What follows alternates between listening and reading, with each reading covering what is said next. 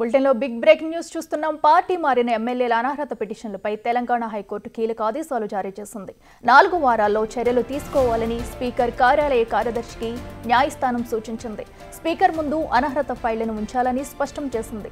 4 వారాల్లోగా నిర్ణయం తీసుకోకపోతే సుమోటోగా స్వీకరించి మళ్లీ విచారణ జరుపుతామని హైకోర్టు చెప్పింది.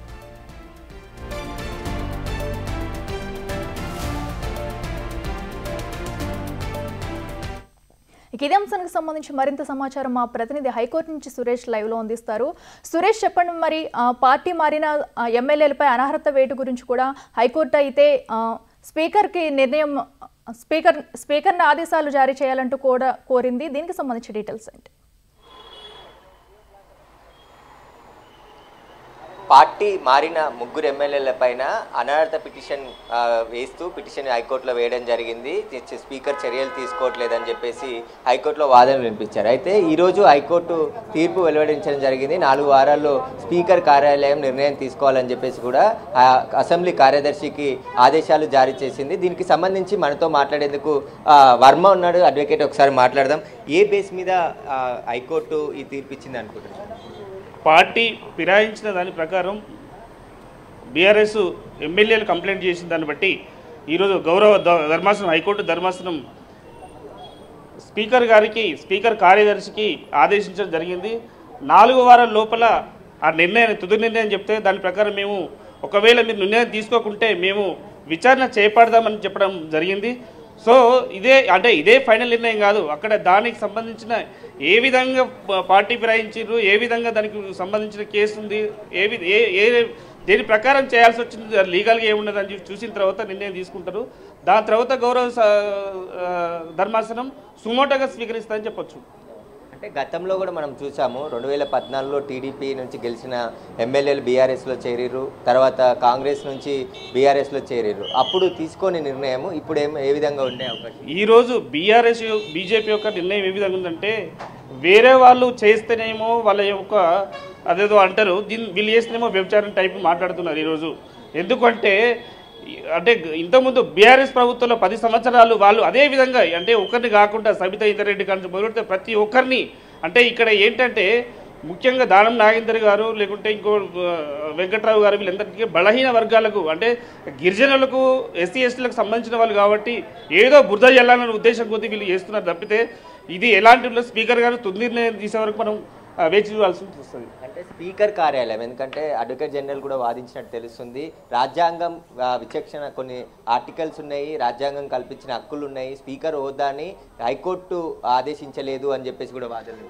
అదే గౌరవ ధర్మాసనం ఏమేం చెప్పిందంటే స్పీకర్ నిర్ణయం ఏ విధమైన నిర్ణయం తీసుకోకుండా అప్పుడు మేము సుమోటోగా తీసుకొని అప్పుడు కేసు విచారణ చేపడతామని చెప్పారు. అంటే నిర్ణయం తీసుకుంటా అని చెప్పలే.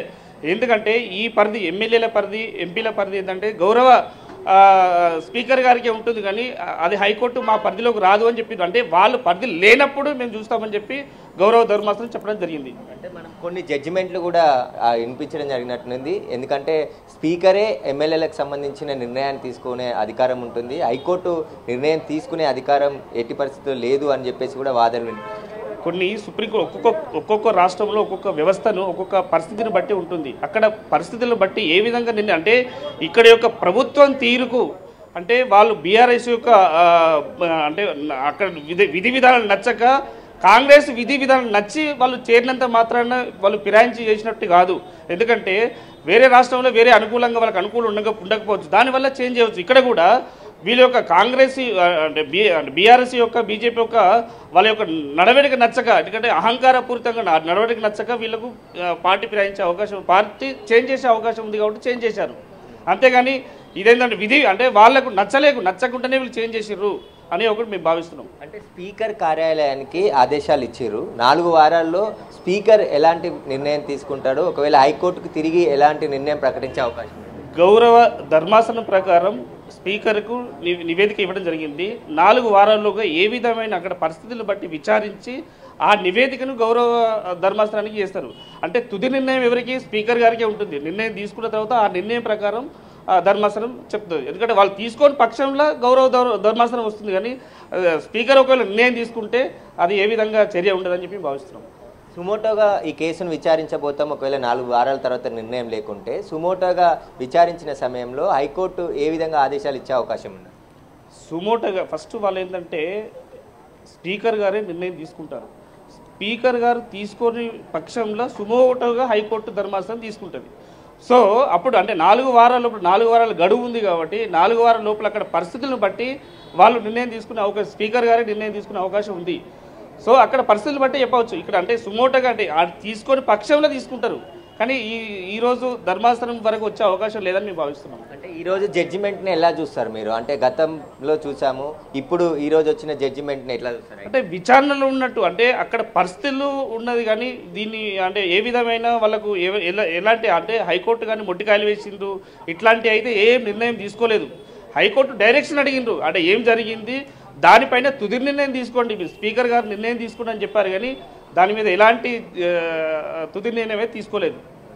అయితే హైకోర్టు స్పీకర్ కార్యాలయము ఎమ్మెల్యేలు ఇచ్చిన ఫిర్యాదులపైన ఎలాంటి నిర్ణయం తీసుకోలేదు అనే దానిపైన హైకోర్టుకు తెలియజేశారు. కాబట్టి ఇప్పుడు స్పీకర్ కార్యాలయం ఎలాంటి నిర్ణయం తీసుకుంటుంది, దానికి సంబంధించి కార్యదర్శి ఎమ్మెల్యేలు ఇచ్చిన ఫిర్యాదులకు సంబంధించి చర్యలు ఏ విధంగా ఉండబోతున్నాయి, దానికి సంబంధించిన నిర్ణయాలని 4 వారాల్లోపు హైకోర్టుకు తెలియజేయాలని చెప్పేసి కూడా సమయం ఇచ్చింది. దీనిపై స్పీకర్ కార్యాలయం కూడా ఏ విధంగా రెస్పాండ్ అవుతుందనే దానిపై వేచి చూడాలి. ఖచ్చితంగా హైకోర్టు మాత్రం ఏదైతే అనర్హతకు సంబంధించిన పిటిషన్పై 4 వారాల్లో నిర్ణయం తీసుకోకుంటే మళ్ళీ తిరిగి విచారణ చేస్తాం తప్ప ఎలాంటి ఆర్డర్స్ అనేది ఇక్కడ జరగలేదని చెప్పేసి కూడా చెప్తున్నారు. ఖచ్చితంగా ఈ స్పీకర్ కార్యాలయం నిర్ణయం తీసుకొని తర్వాత హైకోర్టుకి కూడా ఎలాంటి విషయాలు తెలియజేస్తుందనే దానిపైన కూడా 4 వారాల తర్వాతే స్పష్టత వచ్చే అవకాశం కనబడుతుంది. అయితే గతంలో ఉన్న జడ్జిమెంట్లను కూడా వినిపించడం జరిగింది. ఇక్కడ స్పీకర్కి రాజ్యాంగం కల్పించిన విచక్షణ అధికారం ఉంటుంది, కొన్ని హక్కులు ఉంటాయి,